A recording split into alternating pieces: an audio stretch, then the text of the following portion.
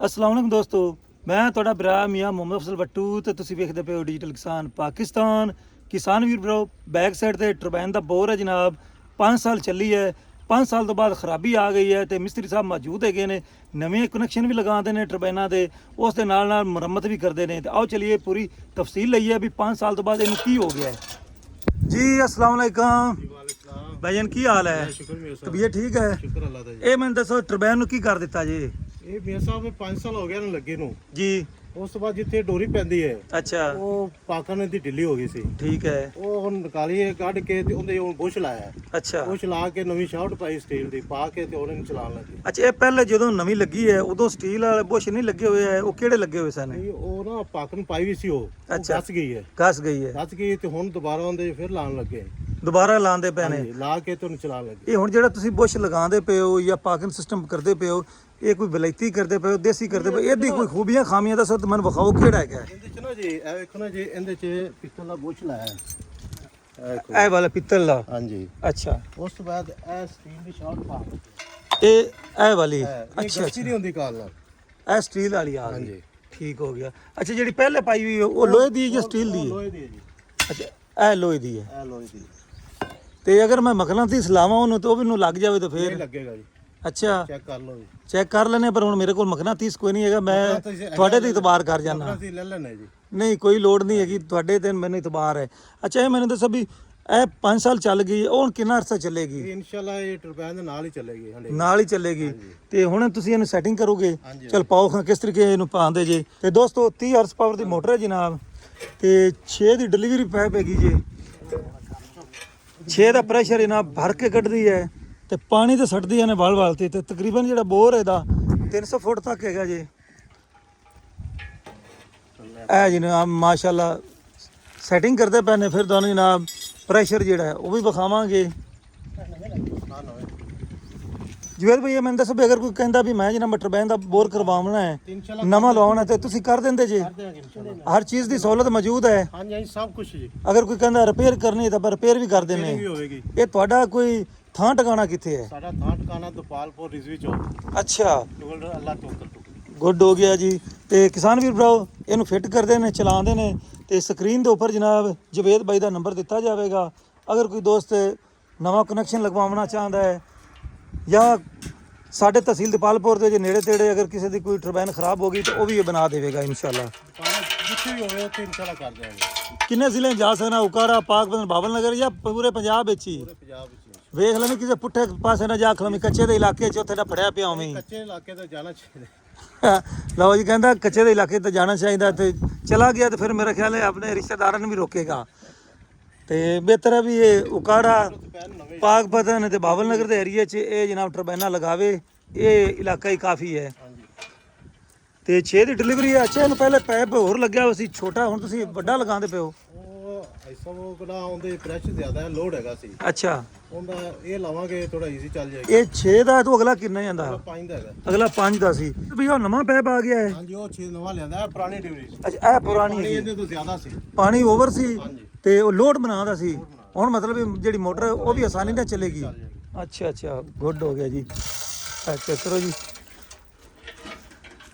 ਤੇ ਨਵੀਂ ਸ਼ਾਫਟ ਜਨਾਬ ਸਟੀਲ ਵਾਲੀ ਮੋਟਰ ਅੱਗੇ ਜਿਹੜੀ ਹੈ ਇਹ ਤਕਰੀਬਨ 5 ਸਾਲ ਕੱਢ ਗਈ ਹੈ ਤੇ 10 ਸਾਲ ਤਾਂ ਲਾਜ਼ਮੀ ਇਸ ਨੂੰ ਚੱਲਣਾ ਚਾਹੀਦਾ ਹੈ। ਟਰਬਾਈਨ ਦੇ ਨਾਲ ਚੱਲੇਗੀ ਜੀ। ਟਰਬਾਈਨ ਦੇ ਨਾਲ ਹੀ ਚੱਲੇਗੀ। ਤੇ ਵੈਸੇ ਤਾਂ ਕਿਸਾਨ ਵੀਰ ਭਰਾਓ ਹੁਣ ਥੋੜਾ ਜਿਹਾ ਟ੍ਰੈਂਡ ਚੇਂਜ ਹੋ ਗਿਆ। ਹੁਣ ਲੋਕ ਜਿਹੜੇ ਨਾ ਇਹਦੇ ਤੇ ਖਰਚਾ ਜ਼ਿਆਦਾ ਆਉਂਦਾ ਟਰਬਾਈਨ ਤੇ। ਹੁਣ ਆ ਗਏ ਨੇ ਜਨਾਬ ਸਬਮਰਸੀਬਲ ਜਿਹੜੇ ਪੰਪ ਨੇ ਉਹ ਵੀ ਪਾਉਂਦੇ ਨੇ। ਜਿਵੇਂ ਵੀ ਸਬਮਰਸੀਬਲ ਵੀ ਤੁਸੀਂ ਮੋਟਰਾਂ ਪਾਉਂਦੇ ਜੇ, ਹਾਂਜੀ, ਪਾਈ ਦੇ ਪੰਪ ਮੋਟਰ ਉਹ ਵੀ ਪਾਉਂਦੇ ਨੇ। ਮਤਲਬ ਤੁਹਾਡੇ ਕੋਲ ਹਰ ਸਹੂਲਤ ਮੌਜੂਦ ਹੈ, ਜੋ ਜ਼ਮੀਂਦਾਰ ਕਵੇਗਾ ਉਹ ਹੀ ਕਰੋਗੇ। ਤੇ ਦੋਸਤੋ ਜਿਹੜਾ ਬੋਰ ਹੈ ਉਹ ਤਕਰੀਬਨ 250-300 ਫੁੱਟ ਹੈਗਾ ਜੇ, ਤਾਂ ਜਿਹੜਾ ਵਰਮਾ ਹੈ ਉਹ 60-70 ਫੁੱਟ ਹੈਗਾ ਜੇ। ਤੇ ਉੱਥੋਂ ਜਨਾਬ ਪਾਣੀ ਜਿਹੜਾ ਥੱਲੋਂ ਖਿੱਚਦੀ ਪਈ ਹੈ। ਜ਼ਮੀਨ ਦਾ ਉੱਪਰ ਵਾਲਾ ਪਾਣੀ ਜਿਹੜਾ ਸੀ ਉਹ ਕੜਵਾ ਸੀ, ਕਲਰਾਠਾ।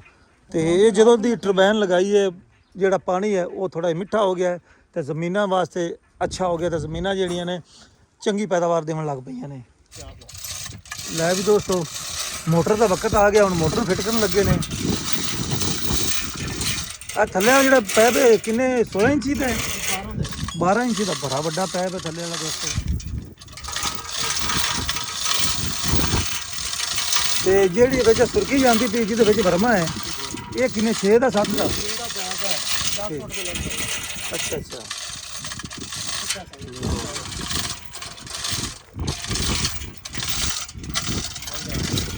ਲੈ ਵੀ ਦੋਸਤੋ ਸ਼ਾਫਟ ਦੀ ਵਾਰੀ ਆ ਗਈ ਉਸਤਾਦ ਜੀ। ਇਹ ਚੈੱਕ ਕਰੋ ਸ਼ਾਫਟ ਚੇਂਜ ਕਰਨ ਦਾ ਤਰੀਕਾਕਾਰ।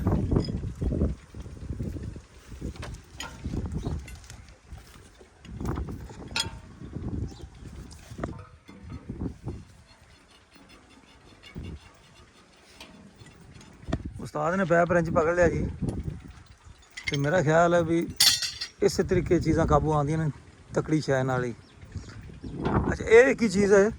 जी वाल पान लगे। ਇਹ ਵਾਲ ਇਹ ਪਾਣੀ ਨੂੰ ਉੱਪਰ ਨਹੀਂ ਆਉਣ ਦਿੰਦਾ? जी ਅੱਛਾ ਅੱਛਾ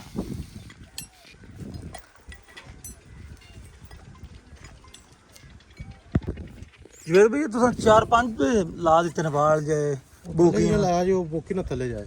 ਅੱਛਾ ਅੱਛਾ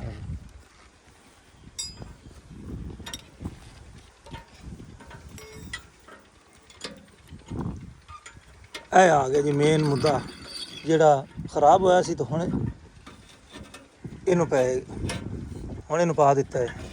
ਚੈੱਕ ਕਰੋ ਜੀ। ਅੱਛਾ ਜਵੇਦ ਭਾਈ ਇਹ ਹੁਣ ਉੱਪਰ ਲਗਾ ਦਿੱਤੀ ਆਪਾਂ ਪਾ ਕੇ ਨੇ ਇਹ ਕੱਸ ਦਿੱਤੀ ਥੱਲੇ ਸਿਲੀਕੋਨ ਵੀ ਲੱਗ ਗਈ ਹੈ लग गए जी।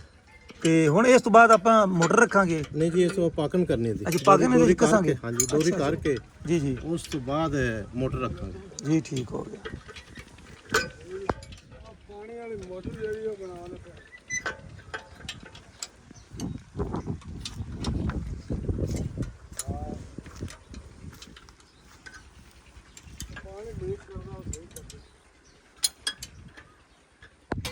ਤੇ ਪੈਪ ਜਨਾਬ ਨਵਾਂ 6 ਦਾ ਜਿਸ ਤਰੀਕੇ ਤੁਹਾਨੂੰ ਦੱਸਿਆ ਵੀ 5 ਵਾਲਾ ਉਤਾਰ ਦਿੱਤਾ ਹੈ ਤੇ ਮਿਸਤਰੀ ਸਾਹਿਬ ਆਖਿਆ ਜਨਾਬ 6 ਦਾ ਲਾਓ 5 ਦੇ ਵਿੱਚ ਪ੍ਰੈਸ਼ਰ ਜ਼ਿਆਦਾ ਹੈ ਤੇ ਲੋਡ ਪੈਂਦਾ ਹੈ ਤੇ ਲੋਡ ਜਿਹੜਾ ਹੈ ਨਾ ਮੱਠਾ ਪੈ ਜਾਏ ਸੀ ਮੋਟਰ ਤੇ ਇਹਦਾ ਫਾਇਦਾ ਹੈ।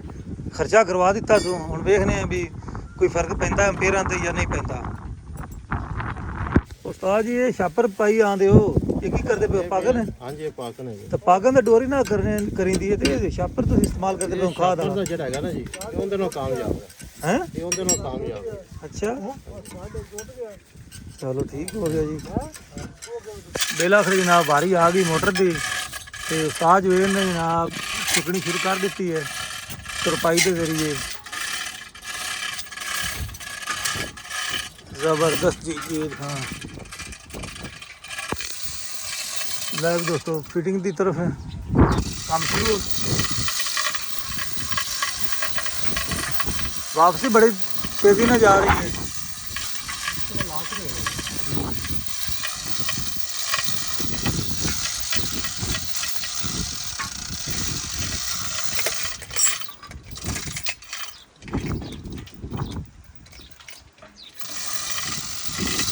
लैब दोस्तों माशाल्लाह रखी गई जी हम काबले टाइट कर देने इसके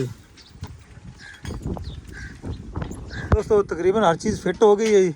ਤੇ ਸਬਰ ਭਈਆ ਕੈਨੀ ਲਿਆਂਦੀ ਖੜੇ ਨੇ ਸਬਰ ਭਈਆ ਤੇ ਕੀ ਲਿਆਂਦਾ ਹੈ? ਪਾਣੀ ਸਰਫ ਸਰ ਇਹਦਾ ਕੀ ਫਾਇਦਾ ਹੈ? ਮੋੜੋ ਵਰਨਾ ਕੂਲਾ ਹੋ ਜਾਂਦਾ ਬੁਸ਼ ਵਗੈਰਾ। ਅੱਛਾ ਐ ਚੈੱਕ ਕਰੋ ਜੀ ਦੋਸਤੋ ਜਦੋਂ ਵੀ ਟਰਬਾਈਨ ਤੁਸੀਂ ਚਲਾਣੀ ਹੈ ਇਹਦੇ ਵਿੱਚ ਪਾਣੀ ਪਾਉਣਾ ਹੈ ਇਹ ਸਰਫ ਵਾਲਾ ਪਾਉਂਦੇ ਪਏ ਨੇ ਤਾਂ ਕਿ ਜਿਹੜੇ ਦਾ ਬੁਸ਼ ਹੈਗਾ ਉਹ ਰਵਾਂ ਰਵੇ ਤੇ ਖੁਸ਼ਕ ਜਦੋਂ ਬੁਸ਼ ਚੱਲਦਾ ਹੈ ਫਿਰ ਉਹ ਘਸ ਜਾਂਦਾ ਹੈ। ਤੇ ਹੁਣ ਜਨਾਬ ਇਹਨੂੰ ਚਲਾਣੇ ਤੇ ਤੁਹਾਨੂੰ ਇਸ ਦਾ ਪ੍ਰੈਸ਼ਰ ਵਿਖਾਣੇ ਤੇ ਦੋਸਤੋ ਆਖਰੀ ਨਟ ਜਨਾਬ ਮੇਨ ਪਾਈਪ ਰੇਂਜ ਦੇ ਨਾਲ ਜਿਹਦੇ ਵਿੱਚ ਰਿਸਦਾ ਪਿਆ ਇਹ ਜਿਹੜਾ ਪੈਪ ਹੈ ਇਹਦੀ ਵੀ ਮੁਕੰਮਲ ਕਸਾਈ ਹੁੰਦੀ ਪਈ ਹੈ। ਤੇ ਦੋਸਤੋ ਹੁਣ ਜਨਾਬ ਬਟਨ ਛੱਡੂ ਹੈ ਤੇ ਤੁਹਾਨੂੰ ਵਿਖਾਣਾ ਜਨਾਬ ਇਸ ਦੀ ਪਰਫਾਰਮੈਂਸ ਵਗੈਰਾ।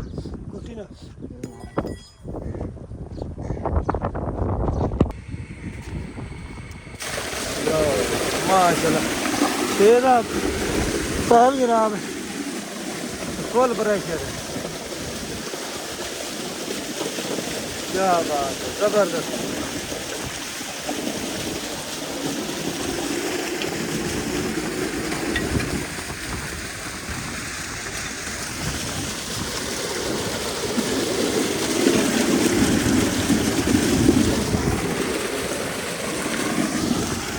ਤੇ ਹੁਣ ਮੈਨੂੰ ਤਾਂ ਇਜਾਜ਼ਤ ਹੈ।